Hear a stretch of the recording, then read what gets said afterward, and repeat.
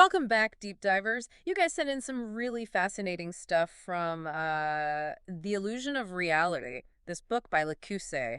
Yeah. And we're going to try to tackle it. It looks like we're going to be all over the place with consciousness, time, and what is real, that whole thing. The nature of reality, yeah. Yeah, so let's just jump right in. Sounds good. I was really struck by how the book kind of blends like this ancient philosophy with modern science. Yeah. And it really makes you question like the everyday world that we think we know so well. Absolutely. And one of the things that it does is it kind of challenges how we perceive the world. Yeah. And, it's like we all experience reality through our senses. Right. But what if those senses aren't really giving us the full picture? Oh, yeah, that's a good point. It's like Plato's allegory of the cave. Oh, yeah, yeah. The Right. prisoners who mistook those shadows for the real deal. Right, right. The book argues that we're all kind of trapped in our own little caves, limited by our perception. That's kind of freaky when you think about it, Yeah. And it's not just like a philosophical concept like you were talking about. Right. The book also goes into neuroscience and like how our brains literally construct our reality. Right. They filter information, they fill in gaps based on our past experiences, and even our biases. It's amazing how much our brains are doing that we don't even know about. It really is. It's like all happening behind the scenes, Yeah. Like, yeah. think about optical illusions. Oh, right? yeah. Those things that trick our eyes. It's a Yeah. great example of how our perception can, like, be totally manipulated. Totally, yeah. Or even how, like, two people can witness the same event, like, let's say a car accident, Right. and come away with totally different stories about what happened. Absolutely. So it's almost like we're not just passively observing reality. Right. We're actively creating it in a way. Yeah, we're participating in it. Yeah, that's trippy. Yeah. And that kind of leads into one of the, like, most mind-bending propositions of the book, Hey. which is quantum mechanics and the role of the observer. Okay, this is where I start to get a little lost. Okay. So quantum mechanics, from what I understand, and I am no expert, Sure. suggests that particles exist in this state of like uncertainty until they're observed. Yeah. Like they don't have definite properties until someone is actually looking at them. It's true. It's called the observer effect. Right. It's one of the, like, most baffling things in quantum physics. Really? Yeah, imagine like a spinning coin, Okay. right?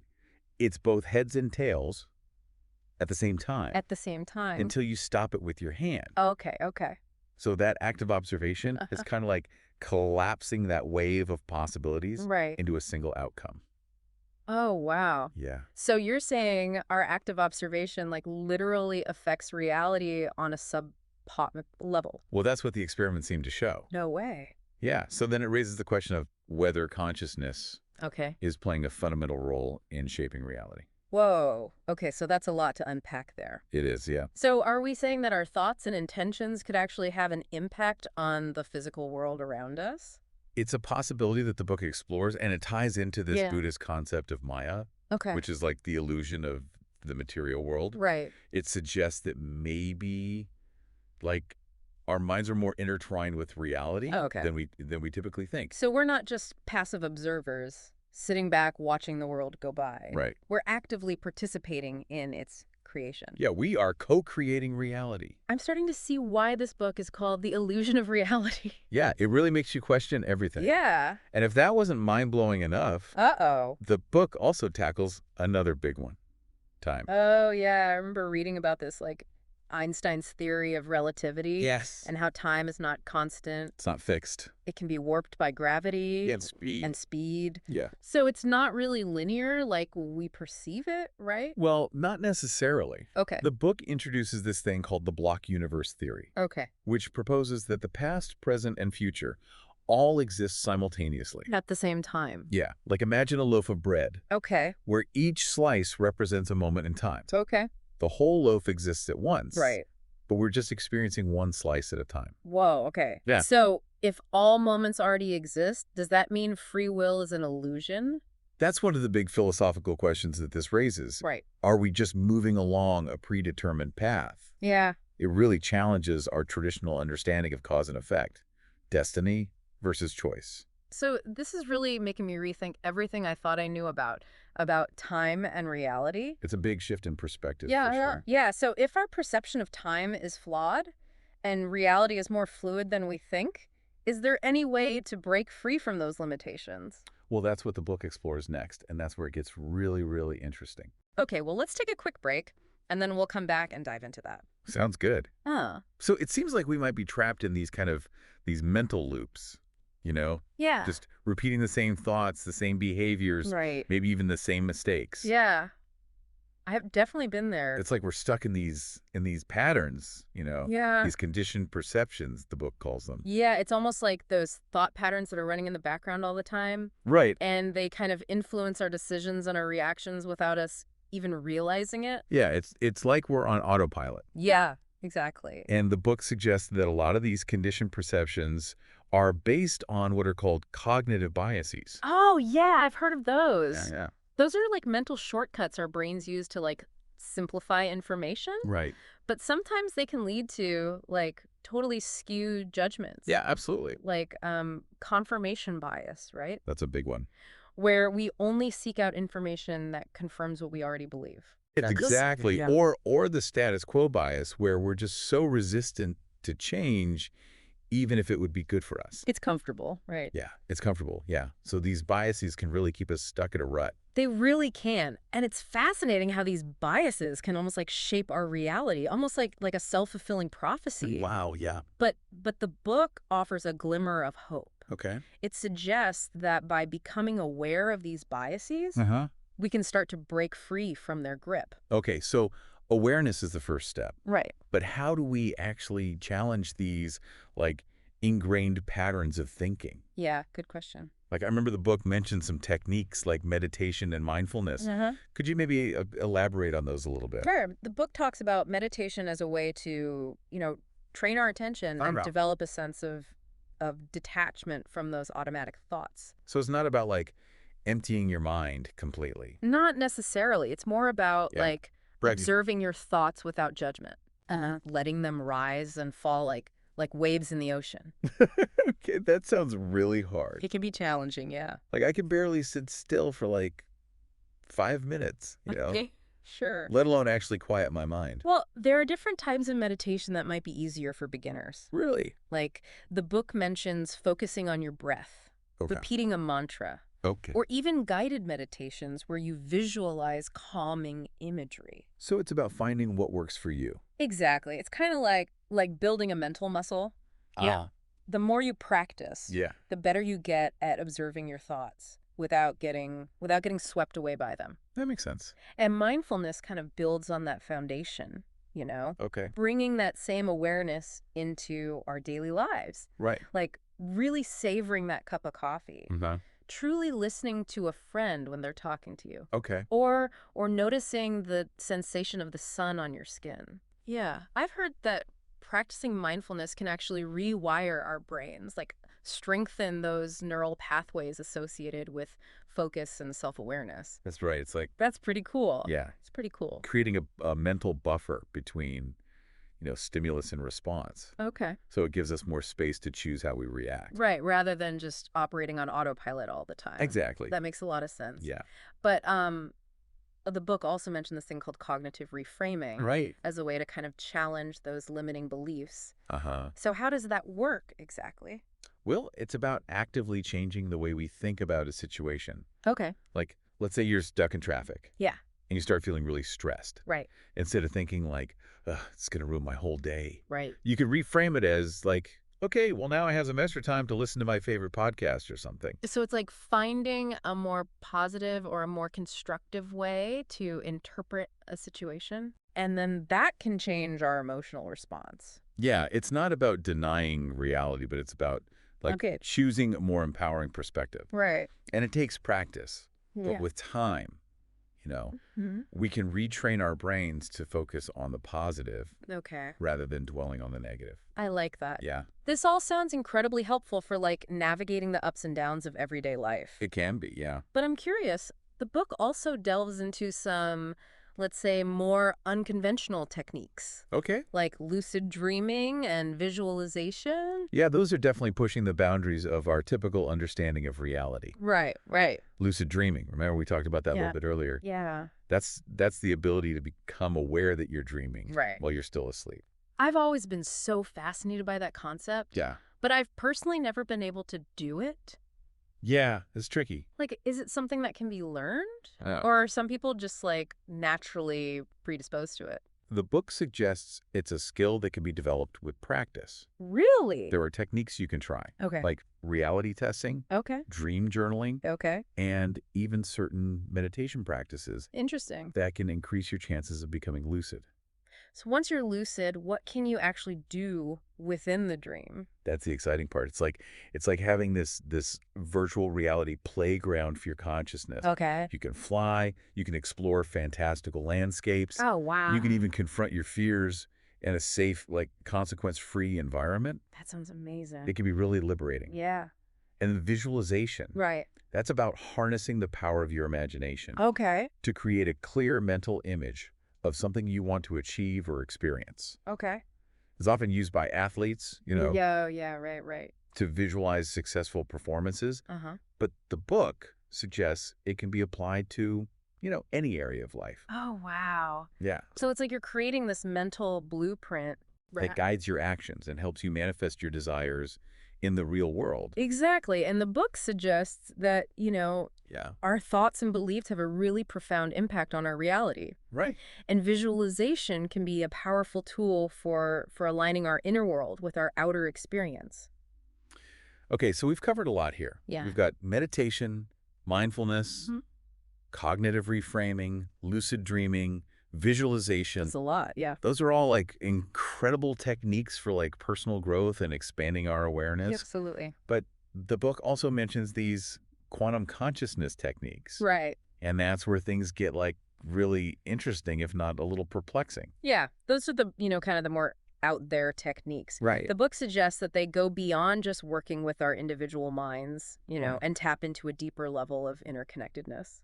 So are we talking about like tapping into that quantum field of possibilities we talked about before? Exactly. The book proposes that our consciousness. Is not limited to our physical brains. Okay. But it's interconnected with this vast network of energy and information that permeates the universe. Oh, wow. Yeah. So it's like our minds are nodes in this giant cosmic web, all linked together through some form of quantum entanglement. That's one way to visualize it. Okay. And the book suggests that through, Yeah. specific techniques, we can access this interconnectedness Okay. and tap into a collective consciousness. Okay, now my head is officially spinning. It's a lot to take in. Yeah. Yeah. Can you give me like a concrete example of what one of these quantum consciousness techniques might look like? Sure. One technique the book describes is called heart coherence, Okay. where you focus on cultivating a feeling of love and gratitude Uh-huh. in your heart center. Okay. The idea is that by radiating these positive emotions, Yeah. you're not only affecting your own state of being, Right. but you're also contributing to a collective upliftment of consciousness. Mm-hmm. So we're talking about something like a global meditation for peace, where people all over the world are focusing on sending out love and compassion. Exactly. And the book suggests that these types of, Yeah. collective practices Uh-huh. can have a tangible impact on the world, Wow. creating a ripple effect of positive change Okay. that extends far beyond our individual selves. That's a beautiful concept. It is. But it also raises a lot of questions, like Sure. how do we measure the effectiveness of these techniques? Right. And what about the potential for misuse or manipulation? Those are valid concerns. Yeah. And the book definitely acknowledges the ethical considerations Okay. that Yeah. come with, exploring these uncharted territories. Right. It emphasizes the importance of approaching these practices with integrity Mm-hmm. and a deep respect for the interconnectedness of all things. It sounds like we're venturing into a realm where like science and spirituality are starting to converge. It really does. Yeah. And it's both exciting and a little daunting. Yeah. I agree. To consider the possibilities. It's definitely a paradigm shift. Yeah. But as we continue our exploration, it's Mhm. important to remember that we're not just talking about, abstract concepts. Right. These ideas have the potential to profoundly impact how we live, Right. how we relate to each other, and Right. how we shape the future of humanity. And speaking of the future, Mm-hmm. the book concludes with a fascinating exploration of what lies ahead. Right. This future where technology, artificial intelligence, and human consciousness are all kind of intertwined. Yeah, it's a future that's rapidly approaching, and it's one that we all have a role in shaping. This deep dive has been a wild ride.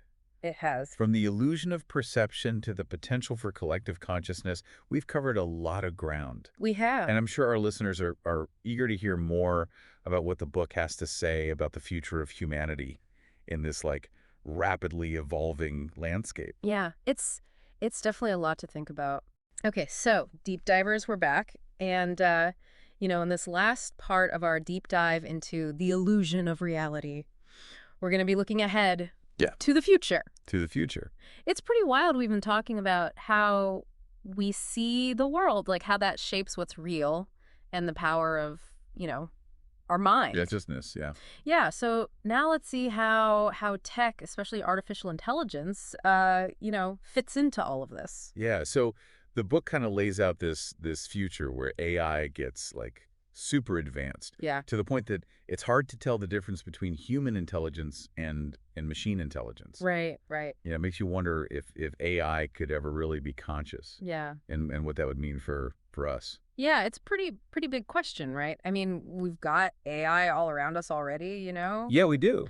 Like our phones, those recommendations we get online. Right. Yeah. But like thinking about AI becoming like self-aware, having thoughts and feelings, that's a whole other level. Absolutely. And the book goes into that, the difference between weak AI, which is like for specific tasks, like what we see now. Right, right. And strong AI, which would have like general intelligence like we do. Okay, so weak AI is like a tool. Yeah, kind of. And strong AI would be more like, I don't know, like a teammate or something. Yeah, more like a partner. Yeah, a partner, even a competitor maybe. Yeah, potentially. And that's, what the book talks about, the good and the bad of strong AI. Mm. Like maybe it could help us solve, climate change or cure diseases. That'd be awesome. But, then there's the question of control. Like, what if things go wrong? Yeah, like are we creating something that we won't understand that could get out of control? Yeah, that's a fear that a lot of people have. Yeah, for sure. It's like something out of a movie,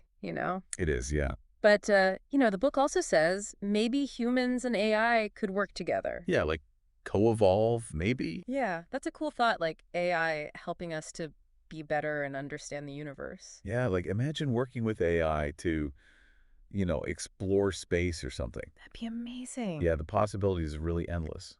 Right. But the book also doesn't ignore the ethical stuff. Yeah, the big questions, yeah. Especially when it comes to, combining our minds with tech. Right, merge it with machines? Yeah, like brain-computer interfaces like we talked about, and even uploading our minds. Yeah, that's wild, right? It's it's kind of scary, It is, yeah. Like imagine living forever in a computer. Digital immortality. Yeah. Would you still be you, though? That's the question, right? Yeah, it's a big one. Yeah, and the book talks about that. Mm-hmm. And even if we don't, upload our minds, it says that our understanding of consciousness is changing fast. Right. Especially with all this research into quantum entanglement. Right. And how it might, connect our minds.